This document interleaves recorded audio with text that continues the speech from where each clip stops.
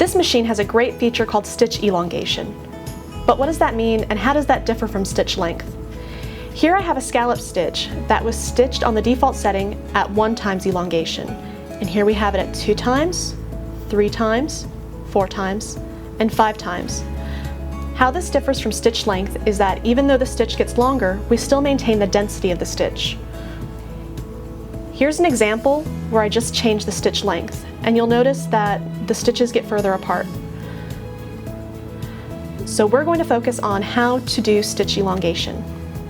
On your lid, you will see that some of your stitches have an icon that shows ×2 or ×5.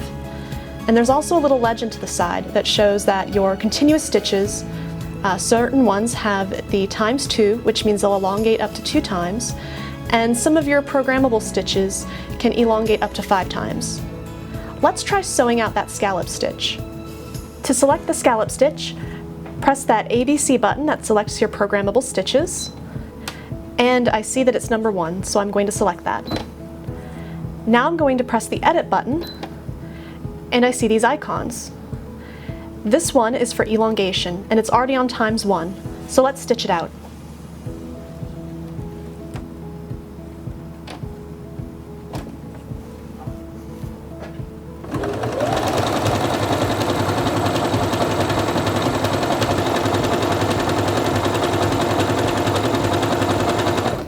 Stop sewing at the end of your fabric and trim the thread using the auto thread trimmer. Now I want to elongate it by 2. So I'm going to press my Edit button again, and I'm going to press this elongation icon so that I see ×2. And then I'm going to stitch again.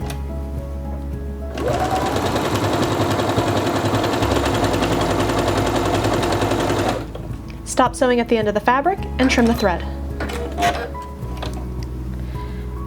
Now let's sew it by 3 elongation. So press the Edit button, press the button that corresponds with the icon so it says ×3, and begin sewing again.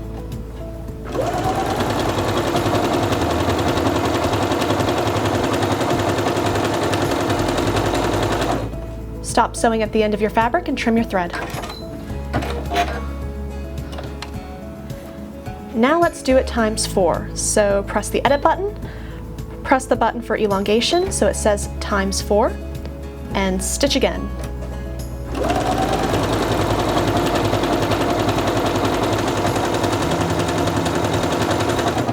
Stop sewing at the end of your fabric and trim your thread. Okay, one more time now. Let's do some elongation. Press the Edit button and press the button so it says elongation ×5, and stitch it out.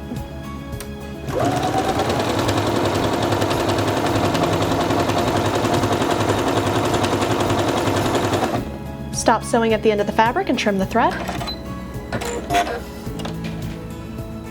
And here we have stitch elongation. Now let's check out mirror imaging. Another great feature on this machine is mirror imaging. On your lid, at your legend, you'll see that there are some stitches that can do side-to-side mirroring, front and back mirroring, or can do side-to-side and front-to-back. I'm going to do stitch number 22, which does the side-to-side and front-to-back. So I'm going to select the mode icon that looks like a straight stitch in a zigzag and scroll over to 22. Select it, and right here I see a box that looks like a cross with a triangle in the corner. I'm going to stitch out the way it is right now.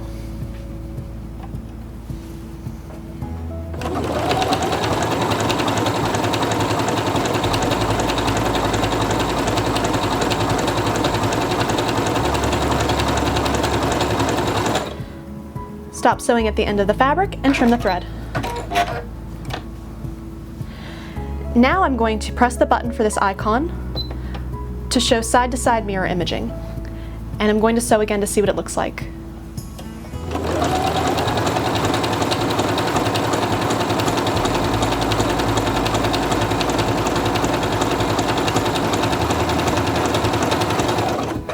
Stop sewing at the end and trim your thread. I'm going to come back and push that button again to show front and back mirror imaging.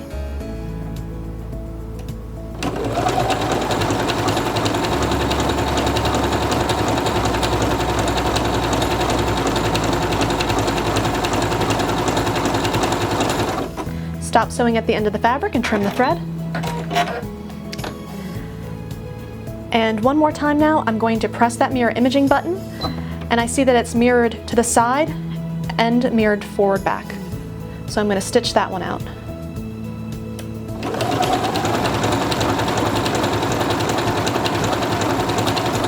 And here's what stitch number 22 looks like mirror imaged.